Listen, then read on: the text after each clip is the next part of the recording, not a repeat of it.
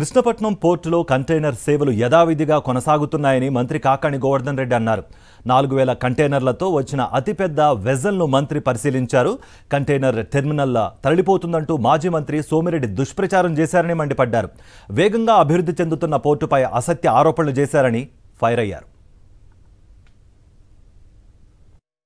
ప్రతి పక్షంలో కూడా ప్రజలకు అండగా నిలుస్తాం. అందులో భాగంగా ఈరోజు ఉన్నటువంటి ఈ ప్రాంతంలో ఉన్నటువంటి వాళ్ళకి ఎవరికైనా సోమిరెడ్డి మీద నమ్మకం కాదు, కానీ చేసేటువంటి ప్రచారాన్ని బట్టి ఏదన్నా 1% అనుమానాలు ఉన్నా వాటన్నిటిని పటాపంచలవుతూ ఈరోజు కృష్ణపట్నం పోర్టులో కంటైనర్ టెర్మినల్స్ కొనసాగుతున్నాయనేటువంటి సంకేతాలు ఇచ్చేటువంటి దిశగా ఈరోజు కృష్ణపట్నం పోర్టుకు వెజల్ రావడం, దానికి సంబంధించి ప్రజలకు కూడా ఒక స్పష్టత ఇవ్వాలనేటువంటి ఆలోచనతో ఈ కార్యక్రమాన్ని ఏర్పాటు చేశాం. మరొకసారి తెలియజేసేది, ప్రతి ఒక్కరి ఇంటి బిడ్డగా ఇన్ని రోజులు వ్యవహరించాం.